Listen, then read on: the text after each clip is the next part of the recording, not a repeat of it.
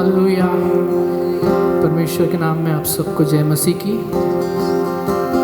परमेश्वर का धन्यवाद देते हैं सुंदर समय के लिए हमारे जीवन में दिया कि हम जीवित पाए गए और उसके भवन में उसकी आराधना करने के लिए हम यहाँ पाए गए, इसलिए धन्यवाद देते हैं। आइए हम कुछ गीतों को गाएंगे, कुछ देर हम परमेश्वर की आराधना करेंगे।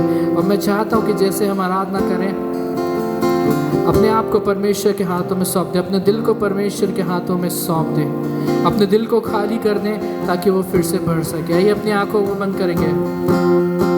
Thank you Jesus. यदि आप प्रार्थना कर सकते हैं अपनी आवाज़ों को उठाएं, बोले प्रभु जी तेरा धन्यवाद हो आज के दिन के लिए। यीशु राजा तेरा धन्यवाद। आइए ऊंची आवाज में अपने परिवार के साथ आइए उसकी आराधना करें। यीशु राजा वो तेरा धन्यवाद हो यीशु।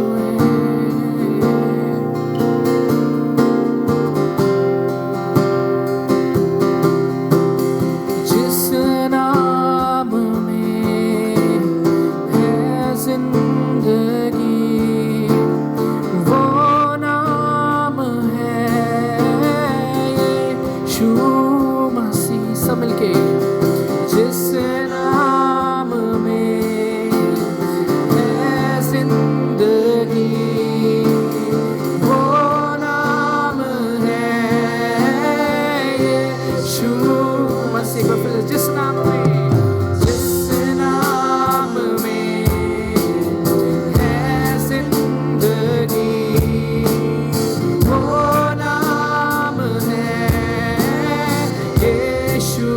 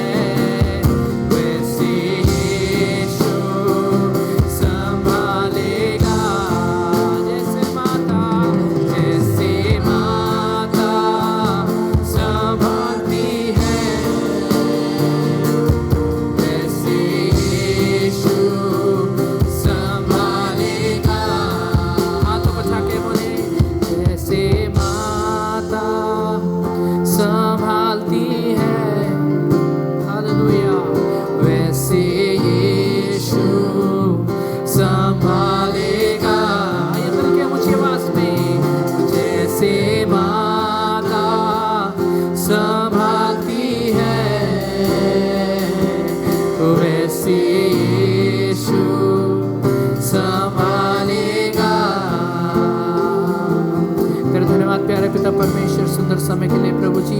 आगे की जो भी आराधना हम करें वो प्रभु जी तुझ तक पहुँचे प्यार पिता, हम घटे तू बढ़ने पाए प्रभु जी। सारी बातों के लिए धन्यवाद करते हुए इस प्रार्थना करते हुए बेटे यीशु मसीह के नाम से मांगते हैं। सबने कहा आमीन, हालेलुया। आइए हम कुछ और गीतों को गा के परमेश्वर की आराधना करें। आज का ये दिन यहोवा ने बनाया है। हो सकता है कईयों के लिए आपके लिए ये नया गीत हो। मैं चाहता हूँ जैसे हम लोग गाएं आप इस गीत को सीखें।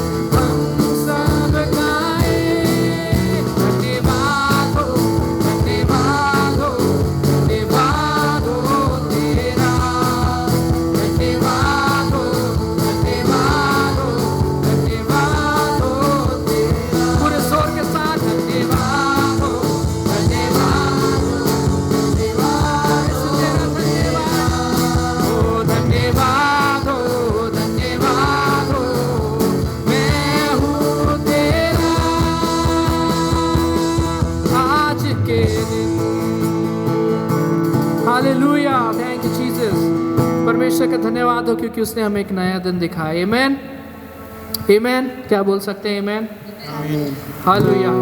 आइए कुछ और गीतों को गाएं। एक और बहुत पुराना गीत है जो हम सब जानते हैं, जो कहता है यीशु ने मुझे चंगा किया है, इसलिए गाएंगे, सबको सुनाएंगे, एक ही राजा यीशु मसीह। आमेन। तो मैं चाहता हूँ भाई लोग भी, सब लोग जोर से गाएंगे, पूरी ताकत के साथ, पूरे जोश के साथ। आइए उसकी आराधना करें।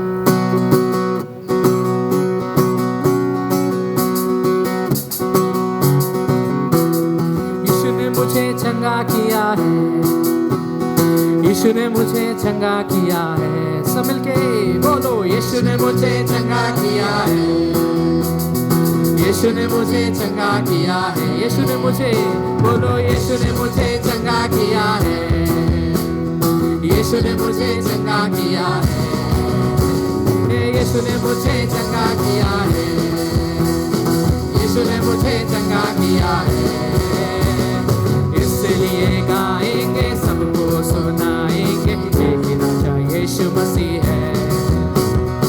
इसलिए गाएंगे, सबको सुनाएंगे, एक ही राजा यीशु मसीह। सब मिलके गाएंगे, हालेलुया, हालेलुया, हालेलुया, आमीन, हालेलुया। बोलो हालेलुया, आमीन, हालेलुया, हालेलुया, आमीन, हालेलुया।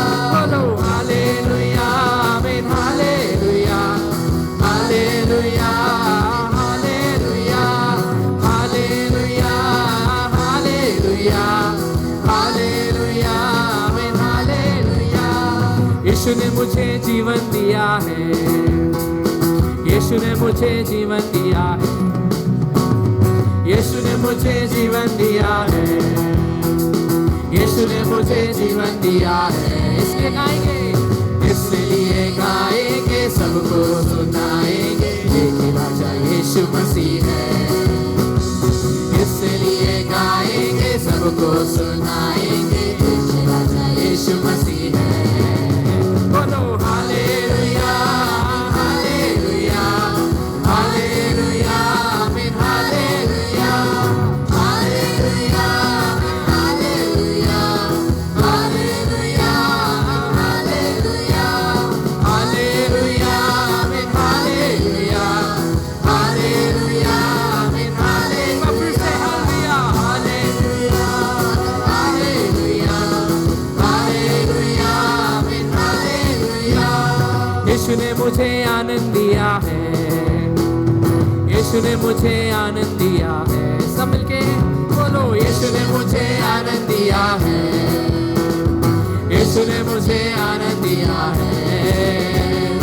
इसलिए सबको सुनाएंगे, एक ही राजा यीशु मसीह है। मिलकर इसलिए गाएंगे, सबको सुनाएंगे, एक ही राजा यीशु मसीह है।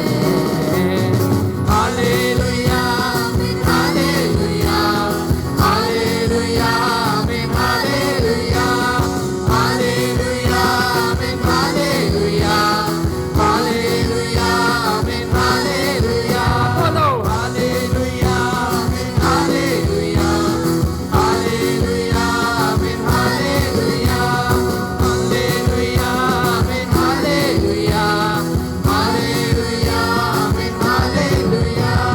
यीशु ने मुझे मुक्ति दिया है, बोलो यीशु ने मुझे मुक्ति दिया है। सब मिलके, यीशु ने मुझे मुक्ति दिया है, यीशु ने मुझे मुक्ति दिया है।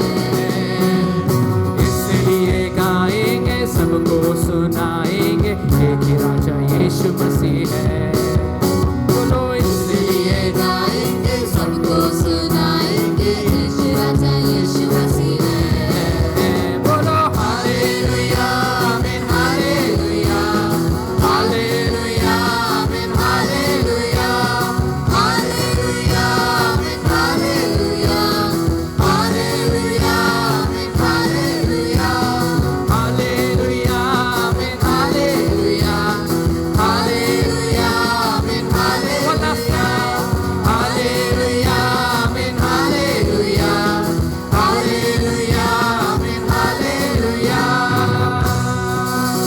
आइए जोरदार ताली बजाएंगे, परमेश्वर की आराधना करेंगे। हालेलुया। आइए कुछ हम ऐसे गीतों को गाएंगे जो हमारी गीत की किताब में हम वाकिफ़ हैं उन गीतों से। तो ऐसे कुछ गीत को हम मिला के गाएंगे। मैं चाहता हूँ आप, यदि आप ये गीतों को जानते हैं तो ऊंची आवाज़ में जितना ज़ोर से आप गा सकते हैं। हम एक लाइव टेलीकास्ट ज़रूर देख रहे हैं, परंतु अपने घरों में हम जब इस आराधना को देखते हैं तो अपने घरों में भी उसी उत्साह के साथ हम आराधना करें जैसे हम चर्च में करते हैं। हालेलुया। परमेश्वर ने हमारे जीवन में अद्भुत कार्य किए। इस कोरोना के समय में भी हम जिंदा पाए गए, हम बिना बीमारी के पाए गए, उसके लिए हम परमेश्वर का धन्यवाद करें। आमीन। सो ये कुछ गीतों को और गाएंगे।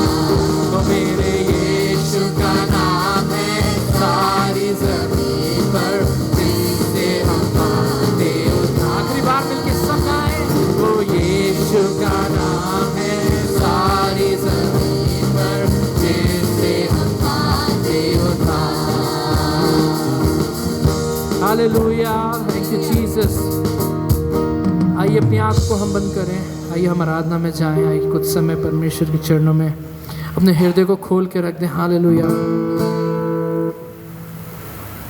Thank you Jesus.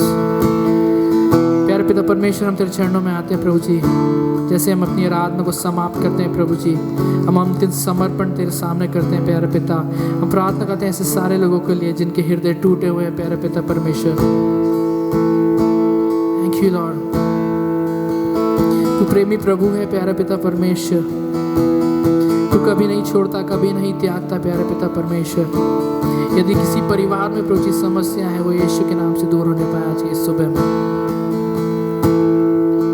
टूट कर बिखरने न देगा मुझे यीशु मसीह का प्यार, जिसने अकेला न छोड़ा मुझे, कैसा अनोखा प्यार। सब मिलके टूट कर बिखरने न देगा मुझे यीशु मसीह का प्यार,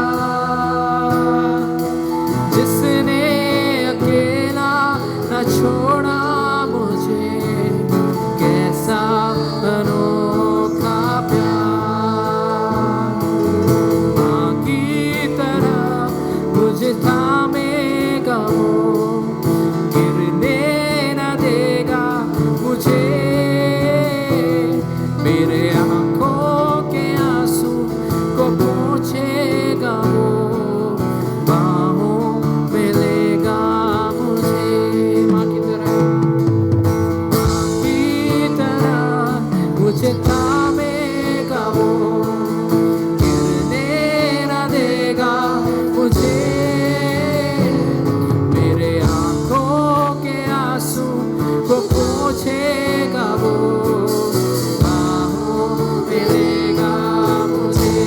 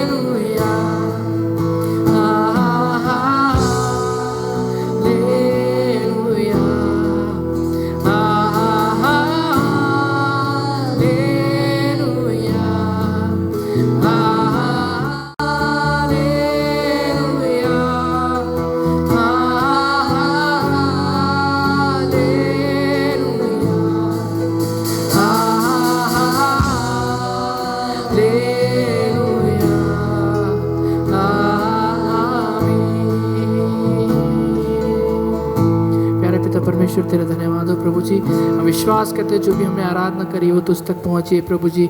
आगे जो हम वचन को सुने प्यारे पिता परमेश्वर, तो प्रभु जी हमें हमारे मन को तू तैयार कर प्रभु कि तेरे वचन को ग्रहण कर सके प्रभु जी।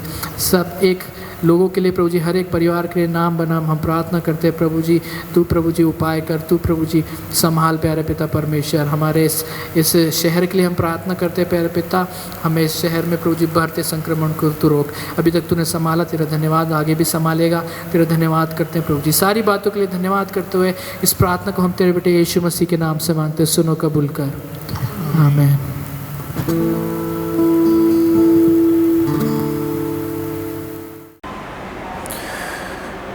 प्रभु मैं आप सबको जय मसीह की। परमेश्वर का धन्यवाद हो, परमेश्वर ने ये सुंदर समय मेरे और आपके जीवन में दिया कि हम परमेश्वर के वचन से कुछ सीखेंगे।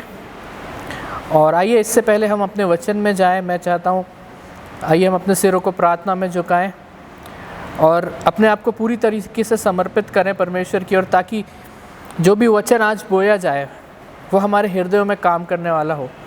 ऐसा ना हो कि केवल हम परमेश्वर के वचन को सुनने वाले बने, परंतु आज जो वचन बोया जा रहा है वो हमारे जीवन में काम करने वाला हो। सही, अपनी आंखों को बंद करेंगे, हम कुछ समय प्रार्थना में जाएंगे।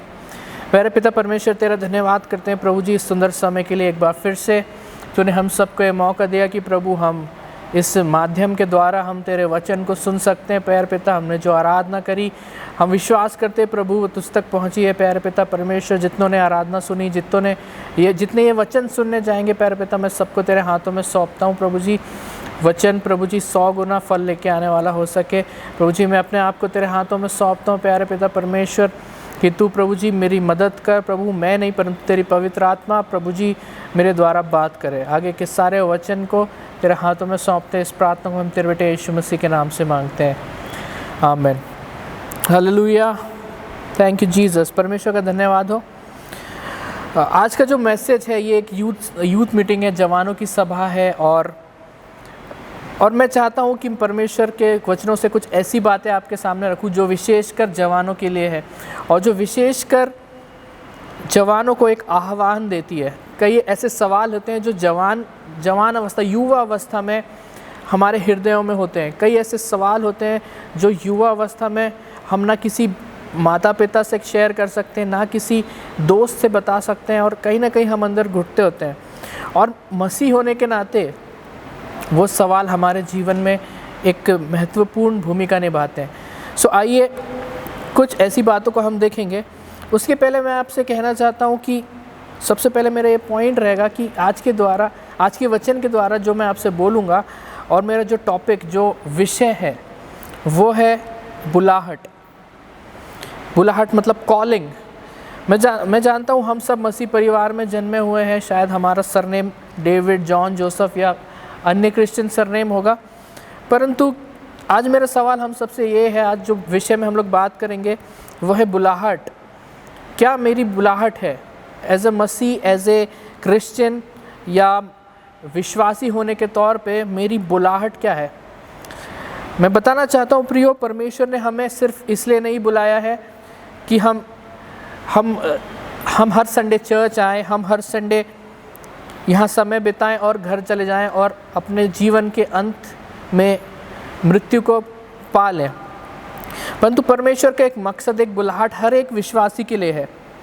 आइए हम देखेंगे, जैसे हम मत्ती की किताब उसका 28वां अध्याय और उसके 16 से 20 वचन तक हम जब पढ़ते हैं, यदि आप अपनी बाइबल साथ में ले सकते हैं तो बहुत अच्छा होगा, आप मेरे साथ खोल सकते हैं। तो मैं आपसे कहना चाहता हूँ, हमें मत्ती की किताब, मत्ती की रचित सुसमाचार उसका 28वां अध्याय 16 वचन से 20 वचन तक जब हम पढ़ते हैं तो उसमें हम देखते हैं कि यीशु मसीह जी उठने के बाद जब वो अंत में चेलों को दर्शन दिया, चेलों ने उसे देख लिया और जब वो स्वर्गारोहण के लिए तैयार था तो उसने एक महान आदेश दिया जो कि हर एक विश्वासी के लिए है। और वहाँ पे बाइबल बोलती है कि यीशु मसीह ने सबसे कहा कि जो मैंने तुम्हें सिखाया है, जाके अन्य जातियों के बीच में सुसमाचार सुनाओ, जाके ऐसे लोगों को सुनाओ जिन्होंने मसीह को ग्रहण नहीं किया या मसीह को वो नहीं जानते हैं, ऐसे लोगों के पास जाओ, उसके सुसमाचार को सुनाओ। ऐसे लोगों के पास जाओ और सुसमाचार को सुनाओ। सो मैं कहना चाहता हूँ प्रियो, हमारा मसीह होने का एक सबसे पहली बुलाहट जो हमारी है वो है सुसमाचार प्रचार करना। सुसमाचार प्रचार करने का सिर्फ यह मतलब नहीं है कि ये बुज़ुर्गों को दी गई है। ये रिस्पॉन्सिबिलिटी हर एक विश्वासी की, हर एक मसीह की है जो अपने आप को बोलता है कि मैं मसीह पे विश्वास करता हूँ, मैं यीशु पे विश्वास करता हूँ। हर एक क्रिश्चियन की एक बुलाहट है जो कि हम मत्ती 28:16 से 20 में पढ़ते हैं, जो कि सुसमाचार प्रचार करने का आह्वान किया गया। ये एक आज्ञा है, इसको महान आदेश, ग्रेट कमीशन बोला जाता है, और हर एक विश्वासी को ये काम करना है। तो प्रिय, एक सवाल उठता है कि सुसमाचार प्रचार करना केवल ऐसा नहीं कि सब कुछ छोड़ दो, अपना सब काम काज छोड़ दें और झोला उठा के निकल जाएं। ऐसा बिल्कुल नहीं है। सुसमाचार प्रचार हम अपने जीवन से कर सकते हैं, हम अपने आचरण से कर सकते हैं।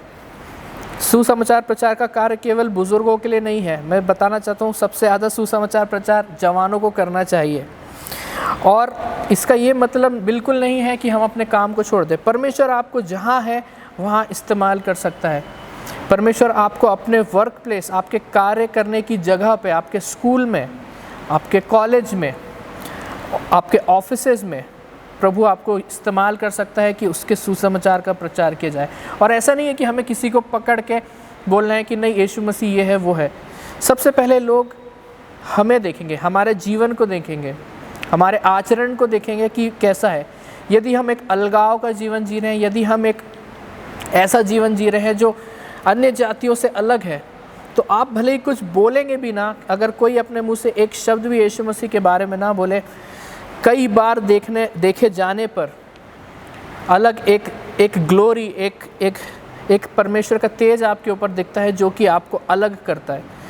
और इसी तरीके से लोग आपके पास आके बोलेंगे कि ये अलग क्यों है। वो जानने के लिए जुझारू हो जाएंगे कि आप में ये अलग चीज़ क्या है, आप में ये अलगाव की बात क्या है।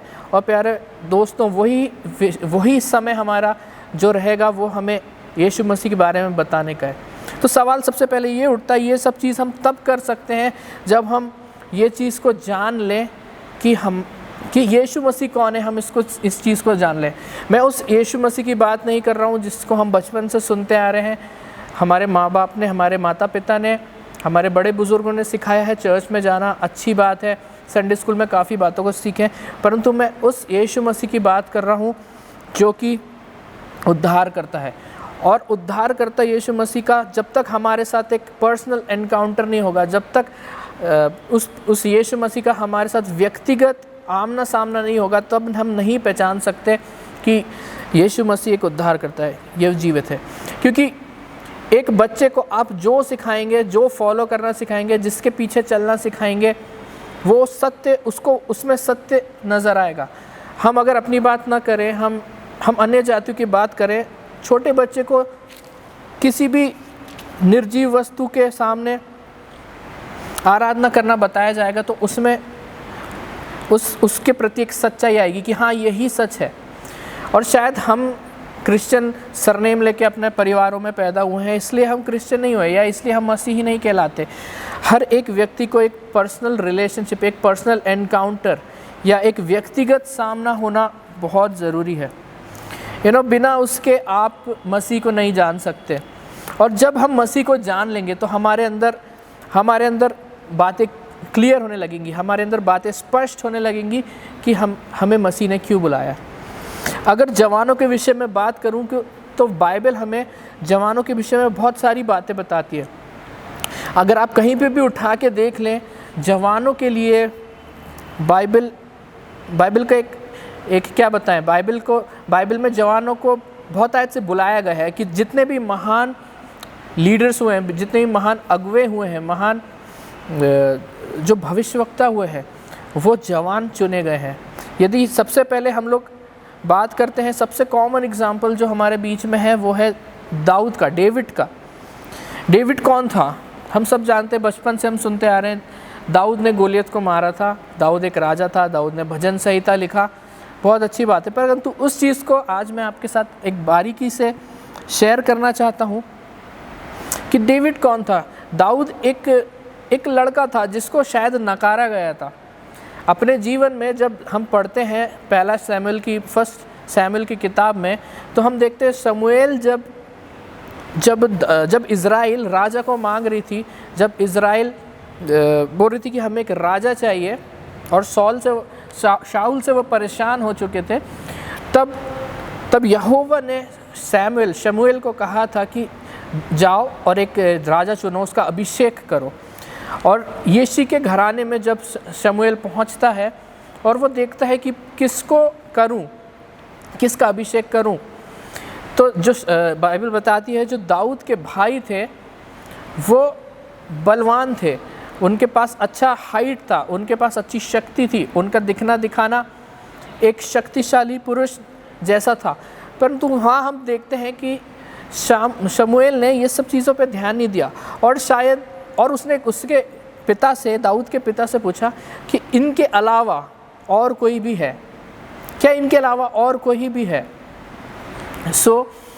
यहाँ पे देखते हैं उसने कहा कि हाँ, एक है जो कि जंगल में है, जो कि भेड़ चरा रहा है, और शायद उसको बुलाया जब वो अभिषेक हो रहा था तब शायद किसी ने उसको बुलाना भी महत्वपूर्ण नहीं समझा। किसी ने सोचा कि क्या दाऊद क्या राजा बनेगा, दाऊद का क्या अभिषेक किया जाएगा, उसके पास वो तो एक लड़का ही है, मतलब वो एक जवान अवस्था में था, जो कि उसके खुद के पिता ने उसको ये योग्य नहीं समझा कि वो राजा बन सकता है। परंतु परमेश्वर की योजना उस समय दाऊद के जीवन में अलग थी। परमेश्वर ने किसी की बल को नहीं देखा, उसके भाइयों की शक्ति, हाइट, हेल्थ को नहीं देखा, परंतु जिस प्रकार बाइबल कहती है कि उसने कमज़ोरों को चुन लिया है, उसने निर्बल लोगों को चुन लिया है कि वो बलवानों को लज्जित करेंगे। उसी का एग्जाम्पल, उसी का उदाहरण यहाँ हम देख पा रहे हैं। दाऊद जो शायद किसी के नज़रों में योग्य मनुष्य नहीं था, परमेश्वर ने उसको राजा बनाया। आमीन, हालेलुया। हम देखते हैं कि जो दाऊद था उस समय गोलियत आके ललकार रहा था सबको कि मैं सबको ख़त्म कर दूंगा और तुम्हारा खुदा नहीं बचा सकता। डेविड के जो भाई लोग थे वो उस सेना में थे, परंतु किसी की वहाँ हिम्मत नहीं हुई कि जाके गोलियत का सामना कर सके। परंतु हम देखते हैं दाऊद जो कि अपने भाइयों के लिए सिर्फ खाना लेके गया था, उसने देखा कि एक गोलियत नाम का एक जायंट है, एक विशाल पुरुष है जो कि उसके यहोवा के बारे में ऐसा कह रहा है, उसकी प्रजा को ललकार रहा है। मेरे प्रियो, हम उनके भाइयों के, डेविड के भाइयों के जैसे हम ना बने। शायद वो भी बचपन से यहोवा के बारे में सुनते आए, उन्होंने देखा कि याकूब के जीवन में, इसहाक के जीवन में परमेश्वर यहोवा ने कैसे काम किया, उनके सामने सब कुछ था, मिस्र में से कैसे इजराइलियों को निकाल के लाया। शायद वो बचपन से कहानियाँ सुनते हुए आ रहे थे, परंतु एक गोलियत जो ये ललकार रहा है कि आपका परमेश्वर कुछ नहीं कर सकता, उसके सामने डर गए। उनको इतना विश्वास नहीं था कि उनका परमेश्वर उनके साथ है। परंतु यहाँ हम देखते हैं दाऊद एक छोटा लड़का होने के बाद भी दाऊद ने जब ये सुना कि कोई उसकी प्रजा को, कोई परमेश्वर के लोगों को ललकार रहा है, तो उससे रहा नहीं गया। बाइबल यूथ और जवानों के विषय में, जवानी के अवस्था में बाइबल बताती, हम पढ़ते हैं नीति वचन ले लीजिए या सैम्स ले लीजिए, भजन संहिता आप ले लीजिए, उसमें जवानों को बुलाने के विषय में बहुत बातें लिखी गई हैं। लिखा गया है कि जवानी की अवस्था में अपने सृजनहार को याद करना। परमेश्वर क्यों जवानों को उसकी सेवकाई के लिए चाहता है, क्यों जवानों के विषय में इतने स्पष्ट रूप से कहा गया है कि अपनी जवानी के दिनों में अपने सृजनहार को तुम भूलना नहीं। वो इसलिए दोस्तों, क्योंकि जो जवानी की अवस्था होती है वो हर किसी के जीवन में एक ऐसी अवस्था होती है, एक ऐसा पीरियड, एक ऐसा काल होता है जिसमें हम सबसे ज़्यादा ऊर्जा से भरे होते हैं, सबसे ज़्यादा एनर्जेटिक होते हैं, सबसे ज़्यादा हम जुनूनी होते हैं। किसी भी चैलेंज या किसी भी चुनौती को हम पूरा करने के लिए एकदम तत्पर होते हैं। और वहीं हम यहाँ दाऊद के जीवन में देखते हैं कि जिस प्रकार उसने सुना कि परमेश्वर की प्रजा को ये गोलियत ललकार रहा है, तो उससे सहा नहीं गया। उसको इतना विश्वास था कि मेरा परमेश्वर जो मुझे जंगल में मदद करता था, जब भेड़ बकरियों को भालू या शेर खाने आता था तब वो फाड़ देता था, उनका मुंह पकड़ के फाड़ देता था, ऐसा बाइबल बताती है। उसको विश्वास था कि अगर वो निहत्था भी गोलियत के सामने चले जाए तो वो परमेश्वर की मदद से उसको हरा सकता है। और ये हम देखते हैं जब दाऊद जाता है और गोलियत बोलता है कि तुम्हारे सामने कुछ नहीं है, तो वो बोलता है कि मैं यहोवा के नाम से आता हूँ। वहाँ दाऊद ये नहीं बोल रहा है कि मुझे गोफन चलाना आता है तो मैं तुझे मार सकता हूँ। उसने कहा जो भी कुछ आज होने जा रहा है उसके पीछे मेरी शक्ति नहीं है, उसके पीछे मेरी सामर्थ्य नहीं है, उसके पीछे केवल यहोवा है। पुराने नियम में हम पढ़ते हैं कि युद्ध तो यहोवा का है। हमारे जीवन में शायद यूथ अवस्था में हम लोग ट्राई करते हैं कि हर चीज़ अपने लेवल पे हम सुलझा लें। मैं बहुत सरल शब्द में आपको बताना चाहता हूँ, क्योंकि मैं जानता हूँ कि ये अवस्था से मैं भी निकल चुका हूँ और क्या क्या अवस्थाएं हमारे बीच में आती हैं। और जिस प्रकार परमेश्वर के नज़रों में जो जवानी है, जो युवा अवस्था है, वो जितनी इम्पॉर्टेंट है, उसी के विपरीत शैतान काम करता है कि यूथ को गिराए। क्यों जवानों के बीच में सबसे ज़्यादा बुरी आदतें हैं? क्यों जवानों के बीच में सबसे ज़्यादा अनएम्प्लॉयमेंट या बेरोज़गारी है? क्यों जवानों के बीच में सबसे ज़्यादा अवसाद यानी डिप्रेशन, सबसे ज़्यादा सुसाइड्स यानी आत्महत्या के केसेस हैं? मैं आपको बताना चाहता हूँ, स्टैटिस्टिक्स जो नंबर्स हैं, अगर आप गूगल पे जाके सर्च करेंगे तो दुनिया भर में जितनी सुसाइड्स होते हैं उसका 24% जवान होते हैं। क्यों? आपने कभी सोचा क्यों जवान या तो बिगड़ते हैं या संभल जाते हैं? क्योंकि इसका साफ और साफ यही मतलब है क्योंकि जवानी की अवस्था में यहोवा परमेश्वर यीशु मसीह आपको चाहता है, परंतु वो चीज़ ना हो उसके लिए शैतान आपकी अपनी बुलाहट को पहचानने से शैतान आपको रोकता है। मैं इसलिए नहीं कह रहा हूँ प्रियो कि यहाँ से सिर्फ बोलना आसान है, परंतु मैं अपने जीवन से आपको बताना चाहता हूँ कि मेरे जीवन में भी मैंने ये अवस्था को देखा हुआ है और कई उतार चढ़ाव के साथ मेरा जीवन निकला है। सो मैं आपको बड़े भाई या एक एक्सपीरियंस पर्सन के अपने जीवन के जो एक्सपीरियंस है उनके द्वारा मैं आपको बताने की कोशिश करता हूँ। कई बार परमेश्वर हमको बुलाता है परंतु हम उसकी आवाज़ नहीं पहचान पाते। हम कई बार अपने मन की बात को सोचते हैं कि शायद परमेश्वर जो मेरे मन को अच्छा लग रहा है मैं करूँगा। चलो क्रिसमस है, आज पी लिया तो क्या हुआ, चलो आज मेरा बर्थडे, मेरे दोस्त का बर्थडे है, चलता है। यही तो शैतान चाहता है हमारे जीवन से कि हम एक अलगाव का जीवन ना जिए। एक बार मैं कहीं जा रहा था और मैंने एक कार में लिखा देखा बड़े बड़े अक्षरों में प्रेज द लॉर्ड, और मैं बड़ा खुश हुआ कि एक मसीह की गाड़ी है। परंतु जैसी वो गाड़ी मेरे बाजू से गुजरी उसमें एक लड़का बैठ के सिगरेट पीते हुआ जा रहा था। मुझे ये देख के काफ़ी हृदय में दुख हुआ कि हम मसीह का नाम तो बड़े अच्छे से लेते हैं, हम अपने गले में क्रूस तो अच्छे से पहन रहे हैं, परंतु क्या हम अलग आओ का जीवन जी रहे हैं? क्या हमारे फ्रेंड सर्कल में लोग बोलते हैं कि नहीं ये तो खुदा का बंदा है या ये सब नहीं करता? आज सोचने का विषय। मैं आपको सिर्फ यहाँ भाषण देने के लिए नहीं बोल रहा हूँ, मैं भी आपके बीच से हूँ, मैं भी यहाँ से निकला हूँ और मेरा जीवन बहुत ख़राब था। यहाँ सबको पता हो सकता है कि मैं बहुत एक अच्छा गाने और बजाने वाला व्यक्ति हूँ, परंतु मैं आपको बताना चाहता हूँ मेरा जीवन जो सीक्रेट सिन बोलते हैं, जिसको छुपा हुआ सिन होता है, छुपा हुआ पाप होता है, उसमें मैं लीन था। मेरी संगति खराब थी और मैं अत्यधिक नशे का आदी था। मेरा जीवन ऐसा था कि 30 में से 20 दिन नशा करना। और संडे स्कूल की बातें मुझे याद थी कि बचपन में मैंने क्या सीखा, परंतु क्या किसी को आज याद है कि मैंने अपनी जवानी में क्या सीखा? और मैंने भी कुछ नहीं सीखा था। और दिन ब दिन नशे में होने के बाद जब मैं रात को नशा करके लेटा करता था तो मुझे संडे स्कूल की बातें, मुझे मेरी माँ की कही हुई बातें जो बाइबल में लिखी है कि बुरी संगति अच्छे चरित्र को बिगाड़ देती है, ये मेरे कानों में गूंजा करती थी। और जब मेरी मम्मी मुझे ये कहा करती थी तो मैं तर्क किया करता था कि मम्मी ये तो हमारे ऊपर होता है कि हम बिगड़े या ना बिगड़े। परंतु जब उस नशे की हालत में उस बिस्तर में पड़े हुए मैं रहता था तब मुझे अंदर ही अंदर ये बात कचोटती थी कि मैं परमेश्वर से दूर जा चुका हूँ। हम सैमुएल की किताब अगर पढ़ें, फर्स्ट सैमुएल, अगर आपके पास बाइबल ओपन है या आप मोबाइल में बाइबल यूज़ कर सकते हैं तो मेरे साथ आप खोल सकते हैं पहला सैमुएल उसका 3 अध्याय और 1 से 14 वचन जब हम पढ़ेंगे तो यहाँ पे बताया गया है कि इस विषय की एक स्टोरी है। हमने इस संडे स्कूल में पढ़ा है कि शमूएल को कैसे यहोवा ने पुकारा, कैसे परमेश्वर ने पुकारा। बाइबल बताती है तो वो एक ऐसा समय था जिसमें दर्शन कम थे, वो एक ऐसा समय था जहाँ पे इतने आसानी से प्रभु किसी से बात नहीं करता था। और हम देखते हैं वहाँ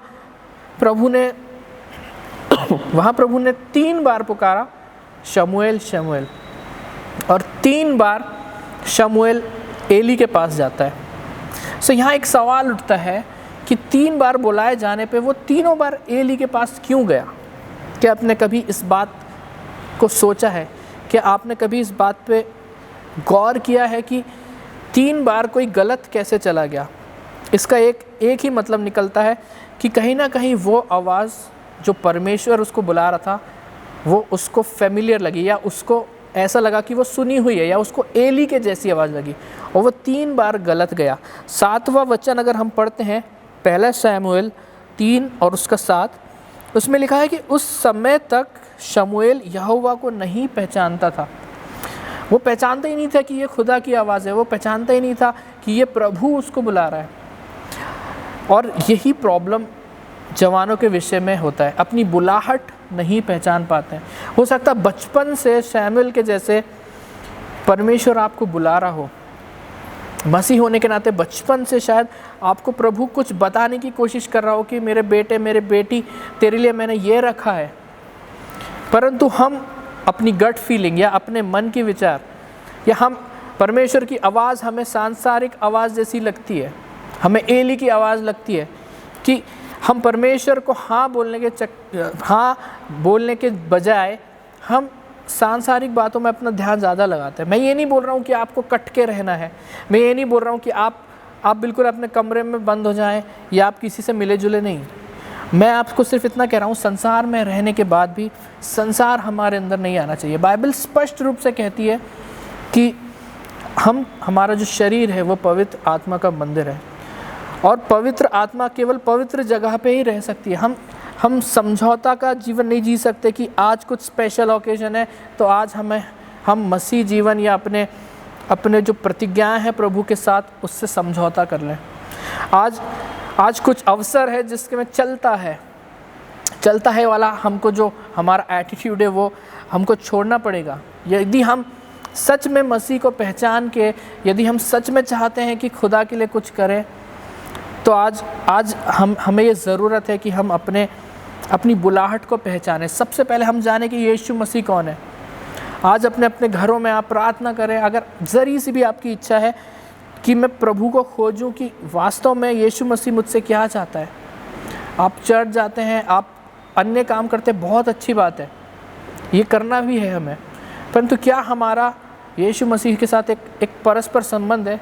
देखिए, टावर, जब तक हम मोबाइल टावर के रेंज में होते हैं तब तक हम कॉल कर सकते हैं, परंतु यदि हम रेंज के बाहर चले गए तो हमें क्या मैसेज आता है कि आप कवरेज क्षेत्र से बाहर है।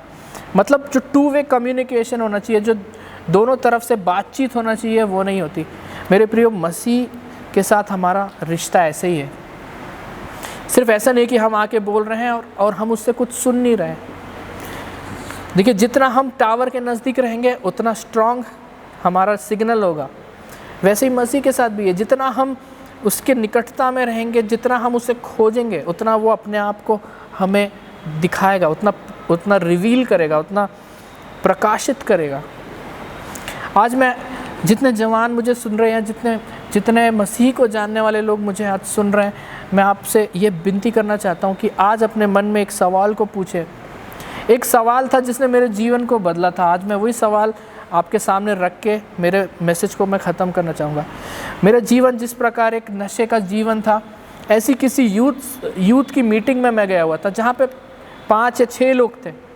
ऐसी किसी यूथ मीटिंग में बैठा हुआ था, मैं नशा करता था, सब कुछ करता था, चर्च भी आता था, परंतु एक ऐसी यूथ मीटिंग में एक पास्टर जो प्रचार कर रहे थे, उन्होंने एस्तर के बारे में प्रचार किया उन्होंने बताया कि एक मकसद के तहत एस्तर उस राजमहल में गई थी, और उन्होंने एक सवाल छोड़ा कि आज आपके जीवन का मकसद क्या है। हम गीत तो गाते हैं, मेरे जीवन का मकसद तू है, परंतु क्या वाकई में ऐसा हम कुछ कर पा रहे हैं? यह आज एक सवाल है। आज अपने आप को, अपने दिलों को आप खंगालिए।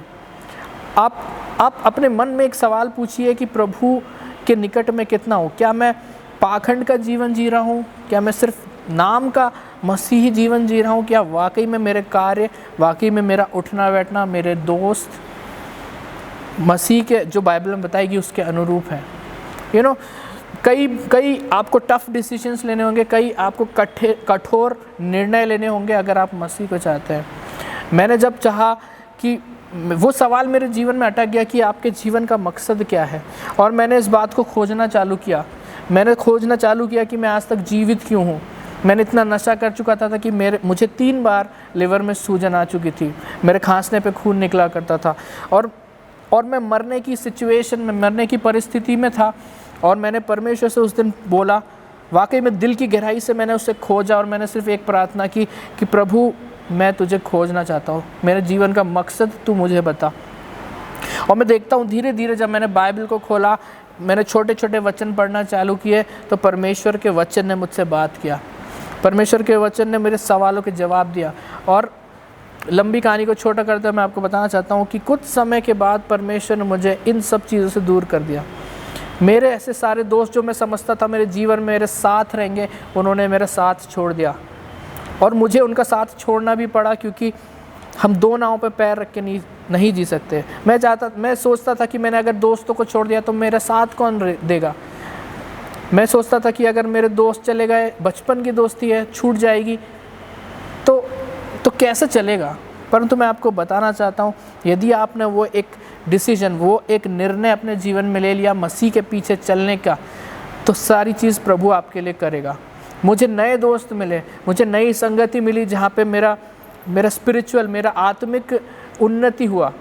हम उन्नति कब करते हैं? जब हम अपने से अच्छे व्यक्ति के साथ रहते हैं, तो हमें उनसे अच्छी चीज़ सीखने को मिलती है। यदि हम प्रभु में और निपुण व्यक्ति के साथ उठेंगे, बैठेंगे, प्रार्थना करेंगे, तो हमारी बातें भी वचन के ऊपर होगी। हमारे डिस्कशन, हमारे जो भी बातचीत होगी वो व्यर्थ की नहीं होगी। जो बाइबल बताती है व्यर्थ की बातों में रहना नहीं है। तो मैं आपको बताना चाहता हूँ, आज अपने आप से एक सवाल पूछिए कि क्या मेरा मसीह जीवन वह मसीह जीवन है अभी तक जो बाइबल हमें करने के लिए कहती है? क्या मैं मेरी जवानी के दिन में क्या मैं प्रभु को कुछ दे रहा हूँ? क्या मैं प्रभु की बुलाहट या उसकी आवाज़ को मैं सुन रहा हूँ? आइए अपने आँखों को हम बंद करेंगे, कुछ समय हम परमेश्वर से मांगेंगे, प्यारे पिता परमेश्वर, आज मेरे जीवन में तू काम कर प्रभु, मेरे हृदय के शोर को शांत कर प्यारे पिता। हो सकता है आपने अभी तक अपने जीवन में बहुत कुछ गलत किया हो, आप जानते हो, परंतु शायद उससे पार नहीं आ रहे हो। मैं आपको कहना चाहता हूँ कि हमारा प्रभु एक प्रेमी प्रभु है, हालेलुया। हमारा प्रभु एक माफ़ करने वाला खुदा है, हालेलुया। योना ने परमेश्वर की योजना के खिलाफ जाके कुछ करना चाहा, परंतु परमेश्वर ने उसको रास्ते पे लेके आया, और वो सिर्फ इसलिए क्योंकि उसकी इच्छा थी। क्या हमारी इच्छा आज है कि हम परमेश्वर को खोजें? क्या हमारी इच्छा है कि प्रभु तेरे लिए मैं कुछ करना चाहता हूँ? इतनी सी छोटी इच्छा आपको प्रभु के सामने रखनी है, और मेरे प्रियो आप देखिए प्रभु आपके जीवन में कैसे काम करता है। प्यारे पिता परमेश्वर, मैं इस समय आपके पास आता हूँ प्रभु। मैं प्रार्थना करता हूँ प्रभु जी आज के इस वचन के लिए प्रभु, जो तूने मेरे जीवन में सिखाया प्रभु, आज मैंने बांटा प्यारे पिता। और जितने मेरे भाई बहन, जितने विश्वासी गण प्रभु जी इस वचन को सुन रहे हैं प्रभु जी, मैं प्रार्थना करता हूँ आज एक बदलाव हम अपने अंदर लेके आने वाले हो सके प्रभु जी। ये लॉकडाउन के समय में जब प्रभु जी दुनिया बदल चुकी है प्यारे पिता, शायद ये हमारे लिए आखिरी समय है कि हम अपने जीवनों को जांचें। शायद ये आखिरी समय है प्रभु, हमारी बुलाहट जो तेरी बुलाहट हमारे जीवन के लिए है, उसे हम प्रभु जी कहें तुझसे कि हाँ प्रभु कह, तेरा दास सुन रहा है। हम अपने आप को उस तैयारी में लेके आने वाला हो सके, अपने घरों में बैठ के हम प्रार्थना करने वाला हो सके प्रभु, औरों के लिए प्रार्थना करें। अपने जीवन में जो चीज़ें प्रभु जी हमें तेरे नज़दीक आने से रोक रही हैं, वो सब चीज़ को प्रभु जी दूर कर। ऐसे सारे भाई बहनों के लिए प्रार्थना करता हूँ जो किसी आदत से जूझ रहे हैं, जो किसी आदत में फंसे हुए प्यारे पिता और वो निकलने की कोशिश कर रहे हैं। प्रभु जी तू माफ़ करने वाला खुदा है, तू you're a God of second chance Lord, तू दूसरा चांस देने वाला खुदा है प्रभु। हालेलुया। प्रभु जी मैं प्रार्थना करता हूँ प्रभु, आज इस वक्त से प्यारे पिता परमेश्वर तू तेरे लोगों से बात कर प्रभु जी, कुछ तो बदलाव हो प्यारे पिता। जहाँ पर तू होता है प्रभु जी वहाँ पे चीज़ें वैसी की वैसी नहीं रहती है। सारी बातों के लिए तेरा धन्यवाद करते हैं प्रभु जी। हम विश्वास करते हैं जो आज हमने वचन से सीखा प्रभु वो 30, 60, 100 गुना फल लेके आएगा। सारी बातों के लिए धन्यवाद करते हैं। इस प्रार्थना को हम तेरे बेटे यीशु मसीह के नाम से मांगते हैं, आमीन।